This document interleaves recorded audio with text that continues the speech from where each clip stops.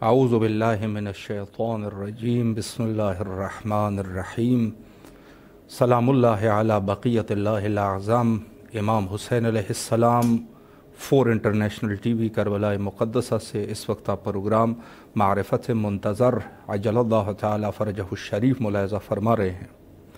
हमारी गुफ्तगू का सिलसिला जायगाह इमामत के उन्वान से चल रहा था कि इमाम की क्या जायगा है दुनिया में, यानी इस दुनिया में जहाँ पर हम रह रहे हैं, जिसको नहायत ही पसमानदा मकाम बताया गया है कि ज़ाहिर है पसमानदा मकाम है कि जहाँ पर नहायत ही मुश्किलात है, इंसान हमेशा मुश्किलात में दो चार रहता है और हमेशा इंसान के ऊपर कोई ना कोई मुसीबत होती है। ज़िंदगी इतनी आसान नहीं। इस मकाम को जो कि पस्तरीन मकाम से इसको तशबीह दी गई है बिना में दुनिया, इसमें इमाम की क्या जायगा है। बाज़ जगहों पर इसको आलम नासूत से भी ताबीर किया गया है, यानी इस मकाम दुनिया नासूत जहाँ पर बशरियत ज़िंदगी गुजार रहा है, जहाँ इंसान हज़रत इंसान ज़िंदगी गुजार रहा है, जिनकी तादाद जो है वो ज़्यादा है, इसमें मकाम इमाम क्या है, इस उन्वान से हमारी गुफ्तगू चल रही थी। और आज इंशाअल्लाह इसी ज़मन में मैं एक दो हदीस भी आपकी खिदमत में अर्ज़ करूँगा। पहली हदीस जो है वो हज़रत इमाम जाफ़र सादिक़ अलैहिस्सलातु वस्सलाम से है। फरमाया, लो बक़यतिल अर्ज़, अगर ज़मीन बाकी रह जाए, बग़ैर इमाम, इमाम के बग़ैर यानी लोग उसमें है, इमाम नहीं है, तो क्या हालात वाक़या हो जाएंगे। फरमाया, लसाख़तत,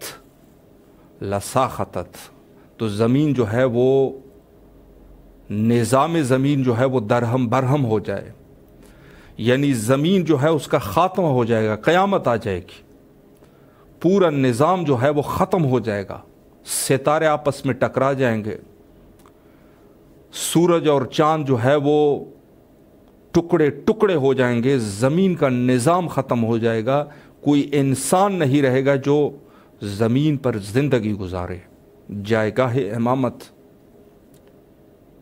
ये है कि जहाँ पर पूरी ज़िंदगी और पूरे हमारे कायनात में जो हम नेमत इलाहिया से इस्तिफ़ादा कर रहे हैं, ये सब इमाम के तवस्सुत से है, इमाम के सदक़े में है। जो हम खा रहे हैं, जो हम पी रहे हैं, जो हम सूरज से इस्तिफ़ादा कर रहे हैं, जो हम दरियाओं से इस्तिफ़ादा कर रहे हैं, जो हम ज़मीन से इस्तिफ़ादा कर रहे हैं, जो हमें रिज़्क़ हासिल होता है, हमारे लज़ात है, लिज़्ज़तें जो है, ये सब तवस्सुत इमाम है। इमाम नहीं तो ये सब चीज़ें जो है इनका ख़ात्मा। तो जो आपको मिल रहा है वो इमाम के सदक़े में मिल रहा है। इमामत का वजूद है तो आपको सब कुछ मिल रहा है, आप खा रहे हैं, आप पी रहे हैं, आप नेमत इलाहिया से इस्तिफ़ादा कर रहे हैं, लज़्ज़तें उठा रहे हैं। अगर इमाम नहीं होगा तो आपकी ये सब चीज़ें और सब नेमत जो है वो ख़त्म हो जाएंगे।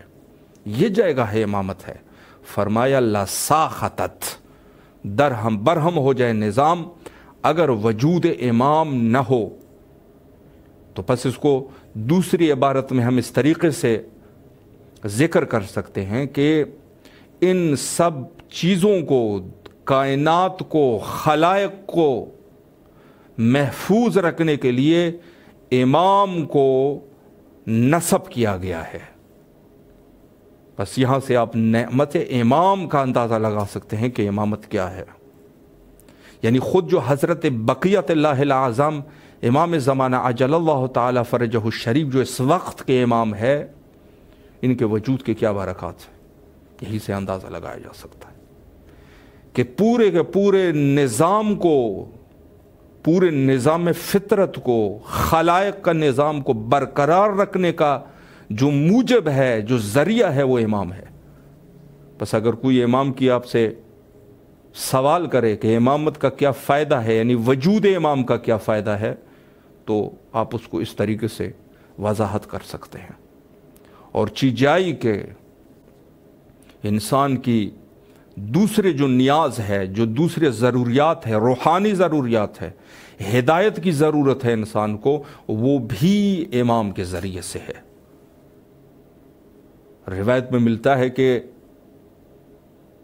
حتیٰ امام، جو امام ہوتا ہے دنیا میں، وہ کس طریقے سے ہدایت پہنچاتا ہے، تو روایت کے فقرے ہیں کہ جس طریقے سے، یعنی امام غائب کس طریقے سے انسان کے لیے مفید واقعہ ہوتا ہے، تو روایت کے جملے ہیں، فرمایا کہ جس طریقے سے سورج جب بادلوں کے پیچھے چلا جائے لیکن اس کے باوجود بھی سورج کا فائدہ اہل زمین کے لیے ہے، سورج ظاہراً غائب ہے لیکن اس کے فوائد موجود ہے، اسی طریقے سے امام غائب کے فائدے بھی یہ ہے کہ دنیا والوں کی نظر سے تو اوجھل ہے لیکن ان کے فائدے اور ان کے وجود کے برکات پھر بھی موجود ہے۔ تو پس امام غائب یہ ہے، چونکہ روایت میں ملتا ہے کہ حجت خدا کا ہونا ضروری ہے، لیکن کبھی وہ ظاہر ہوتا ہے، کبھی غائب ہوتا ہے۔ یہ نظام الہیہ ہے، خدا کا نظام ہے کہ حجت کا ہونا ضروری ہے، لیکن کبھی وہ اما ظاہراً، کبھی وہ جو ہے وہ ظاہر ہوتا ہے اور کبھی وہ ظاہر نہیں ہوتا، غیبت کے پردے میں ہوتا ہے۔ لیکن غائب امام کا فائدہ اسی طریقے سے ہے جیسے سورج کا فائدہ ہے، جیسے سورج بادلوں کے پیچھے جا کے پھر بھی زمین کے اہل کے لیے مفید ہے، اسی سے تو فصلیں اگتی ہے، اسی سے تو پورا نظام چل رہا ہے آپ کے کھانے کا، اور آپ کو رزق اسی سے تہیا ہے، تو اسی طریقے سے امام بھی پردہ غیبت میں رہ کر بھی ان کے فوائد اور فیوز اور برکات جو ہے وہ بشریت کے لیے موجود ہے۔ یہ ہے۔ دوسری حدیث جو ہے وہ سرکار حضرت امام موسیٰ کاظم علیہ السلام سے فرمایا، ما ترک اللہ عز وجل الارض بغیر امام، فرمایا کہ اللہ سبحانہ و تعالی کا منشا یہ ہے کہ وہ کبھی زمین کو بغیر امام کے نہیں چھوڑتا۔ زمین سے مراد یعنی دنیا والوں کو، اس مقام کو کہ جہاں پر بشریت کے وجود کا اور بشریت کی زندگی وہاں پر گزرتی ہے، فرمایا اس مقام کو کبھی حجت خدا کے بغیر اللہ نہیں چھوڑتا، کبھی نہیں چھوڑتا، ما ترکا، کبھی نہیں چھوڑتا۔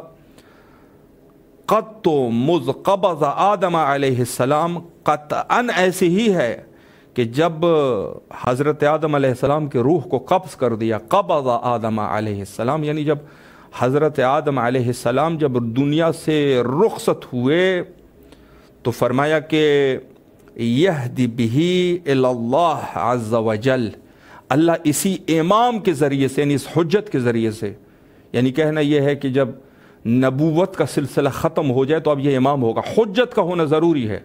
وہ حجت کبھی نبی کے شکل میں ہے تو کبھی امام کی شکل میں ہے۔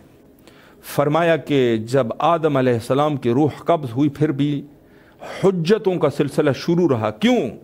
فرمایا کہ یہدی بہ الی اللہ عز وجل، تاکہ اس حجت کے ذریعے سے اللہ سبحانہ و تعالی خلق کو ہدایت کر دے اللہ سبحانہ و تعالی کی طرف۔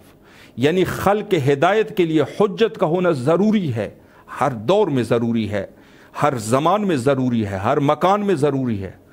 بغیر حجت کے کوئی ہدایت نہیں ہوتا۔ پس اس کا فائدہ یہ ہے کہ اس کے ذریعے سے، اس حجت کے ذریعے سے، یعنی خود حضرت آدم علیہ السلام کی جب روح قبض کی گئی تو بعد میں حضرت نوح، پھر اس کے بعد نبوت کا سلسلہ جاری رہا، یہاں تک کہ جناب ابراہیم، جناب موسیٰ، جناب عیسیٰ اور حضرت رسالت مآب صلی اللہ علیہ وآلہ صلوات اللہ اجمعین، تمام کے تمام سلسلہ رہا، بغیر حجت خدا کی زمین خالی نہ رہی، حجت کا ہونا ضروری تھا۔ اور فرمایا وہوا، اور یہ جس کے ذریعے سے اللہ ہدایت کرتا ہے اور زمین کو کبھی اس کے وجود کے بغیر خالی نہیں چھوڑتا، یہ کون ہے؟ روایت میں بولا وہوا الحجہ، یہی تو حجت ہے، خدا کی حجت ہے خلق کے اوپر، حجت کا کیا معنی ہے؟ حجت کا یہ معنی ہے کہ اگر یعنی پورا نظام اس کے، جو میں نے عرض کر دیا، پورا نظام اسی کے بدولت چلتا ہے، لیکن اگر حجت کے فرمان کے مطابق، یعنی حجت یعنی مرجع، یعنی حجت یعنی جس کی پیروی کرنا اللہ کی طرف سے واجب ہے، اگر کوئی شخص اس کی ایک بات کو نہ مانے تو اس کے کفر میں، اس کے شرک میں، الحاد میں کوئی شک نہیں رہتا۔ حجت یہ ہے، حجہ علی العباد، بندوں کے اوپر یہ اللہ کی حجت ہوتی ہے۔ تو پس یہ حجت کا نظام جو ہے یہ ہے کبھی امام کی شکل میں، کبھی پیغمبر کی شکل میں۔ اللہ کا نمائندہ، اس کو حجت کہتے ہیں، اللہ کا نمائندہ، اس کا ہونا ضروری اور لازمی ہے۔ من ترکہ ضل، جس نے اس حجت کو ترک کر دیا وہ گمراہ ہو گیا۔ میں نے جیسے عرض کر دیا، مشرک ہو گیا، کافر ہو گیا، زندیق ہو گیا، فاسد ہو گیا، اس کی کوئی حیثیت نہیں ہے۔ من ترکہ ضل، جس نے من ترکہ ضل، جس نے اس کو ترک کر دیا، اس حجت کو ترک کر دیا، اس نمائندہ الہی کو ترک کر دیا، فرمایا فہو ضل، وہ شخص ضلالت میں چلا گیا، گمراہی میں چلا گیا، وہ ختم ہو گیا۔ ومن لزم نجا، جس شخص نے اس کی پیروی کی، اس کی ہمراہی کی، وکونوا مع صادقین، وکونوا مع صادقین یعنی صادقین کے ساتھ ہو جا، چونکہ یہ حجت ہے، ان کے ساتھ جو ہو گیا کیا ہو گیا؟ نجا، وہ شخص جو ہے نجات پا گیا، عذاب الہی سے نجات پا گیا، اپنے منزل مقصود تک پہنچے گیا، دنیا کی ضلالت، دنیا کی گمراہیوں سے نجات پا گیا جس نے اس حجت کا ساتھ دیا۔ فرمایا کہ من لزم نجا حقا علی اللہ عز وجل، یہ شخص جو ہے جو عین ہی حق ہے اس تک گویا کہ اس نے اللہ کی پیروی کر دی۔ جس نے من لزم، جس نے اس کی پیروی کی، اس کی ہمراہی اختیار کی، نجا، وہ شخص جو ہے وہ نجا کے مقام تک پہنچ گیا، اس کی جو ہے وہ نجات پا گیا، وہ مفلحین میں سے ہو گیا وہ شخص کہ جس نے اس حجت کی پیروی کی۔ یہ پس اس حدیث سے ہمیں دو چیزیں واضح نظر آتی ہے کہ اولاً اللہ سبحانہ و تعالی کبھی بھی زمین کو حجت الہی سے خالی نہیں رکھتا، حجت خدا کا ہونا ضروری ہے، اور یہی مذہب شیعہ کا عقیدہ ہے۔ دوسری چیز یہ ہے کہ امام کے فیوز و برکات کے بدولت خلق جو ہے، جو کھا رہے ہیں، جو پی رہے ہیں، جو نعمات ہے، یہ سب کے سب دنیا کا ایک سانس لینا حتیٰ، یہ امام کے وجود کی برکت ہے۔ بس یہ چیز آپ کے ذہن میں ہونی چاہیے۔ اور ایک حدیث مزید آپ کی خدمت میں عرض کروں، اور یہ حدیث بھی حضرت امام موسیٰ کاظم علیہ السلام سے ہے۔ فرمایا کہ ان الارض لا تخل من حجت، یہ زمین کو اللہ کبھی حجت خدا سے خالی نہیں چھوڑتا۔ وَأَنَّ وَاللَّهِ، فرمایا اور میں خدا کی قسم، ذَلِكَ حجہ، وہ حجت جو ہے وہ میں ہوں۔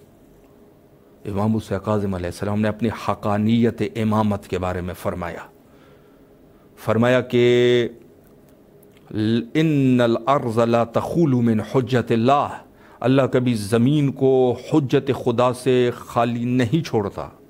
اور پھر فرمایا وَأَنَّ وَاللَّهِ، اور خدا کی قسم، وہ اللہ کی حجت جو ہے وہ میں ہوں۔ ذَلِكَ الحجہ، وہ حجت جو ہے وہ میں ہوں۔ یعنی خود حضرت امام رضا علیہ السلام جب نشاپور کے مقام پر پہنچے تو وہاں نشاپور میں سب اہل قلم وہاں پر موجود تھے، اور یہی اس انتظار میں تھے کہ فرزند رسول اللہ حضرت امام رضا علیہ السلام تشریف لا رہے ہیں۔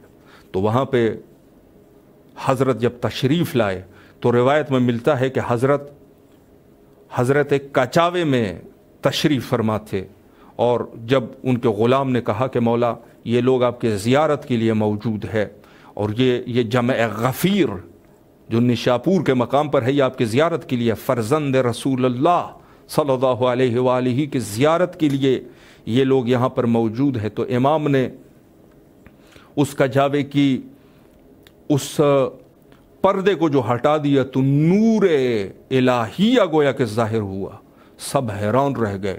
تو اس میں سے کسی نے کہا یا فرزند رسول اللہ کوئی چیز ہمیں تعلیم کر دے، تو امام نے فرمایا لا الہ الا اللہ حسنی فمن دخل حسنی امن من عذابی۔ فرمایا کہ لا الہ الا اللہ اللہ کے قلعوں میں سے مضبوط قلعہ ہے، اللہ کے قلعوں میں سے مضبوط قلعہ ہے لا الہ الا اللہ، یعنی لا الہ نہیں ہے کوئی خدا، یہ نفی کر دی۔ پھر فرمایا الا اللہ، ما سوائے اللہ کے جو حقیقی معبود ہے اس کے علاوہ کوئی اللہ نہیں ہے۔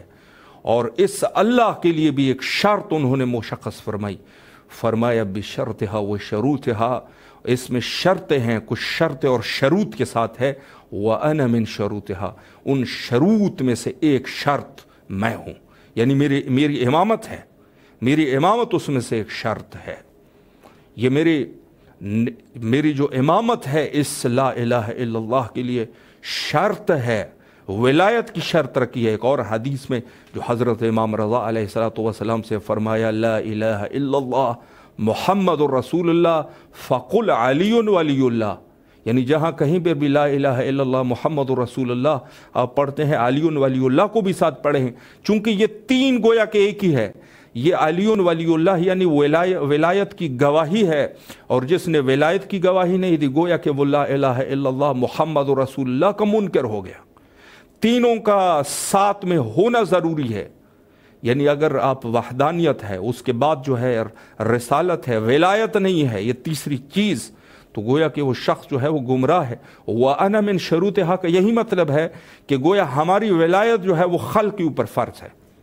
امامت یہ اسی کو کہتے ہیں، یہ جائے گاہی امامت ہے۔ یعنی اگر کوئی شخص امامت، یہ شرح لمع دمشقیہ میں، شرح لمع دمشقیہ میں مرحوم شہید ثانی اعلی اللہ مقامہ نے جو کفار کی شرائط لکھے ہیں، یہ میں اپنے فقہ کے اندر میں یہ گفتگو کر رہا ہوں، یعنی خود فقہ کی بہت بڑی کتاب شرح لمع دمشقیہ، وہاں پر سیدھے الفاظ میں یہ لفظ ہے کہ کون ہے کافر؟ من انکر اللہ، جس نے خدا کا انکار کر دیا، ورسول ہی، اس کے رسول کا انکار کر دیا، وانکر من ضروریات دینیہ، اور جس نے خود ضروریات دینیہ میں سے کسی ایک چیز کا انکار کر دیا۔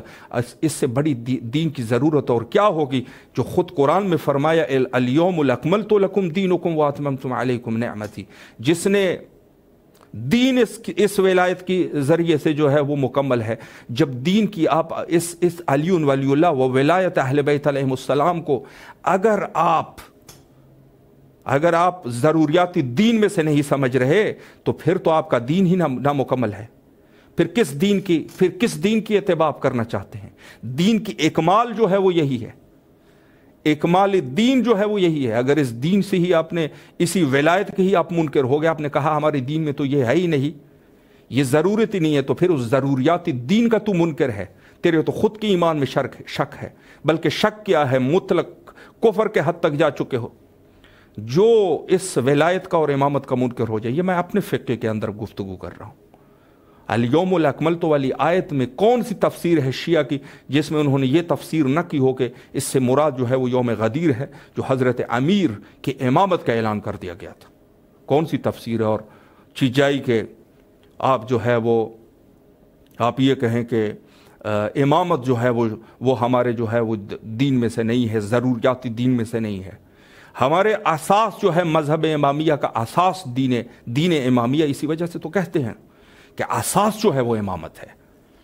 تو گویا اگر کوئی شخص، کوئی مولوی صاحب اس قسم کے الفاظ استعمال کرے تو اس کے اوپر باور کرنے کی ضرورت نہیں، وہ خود بھی گمراہ ہے، دوسروں کو بھی گمراہ کرے گا۔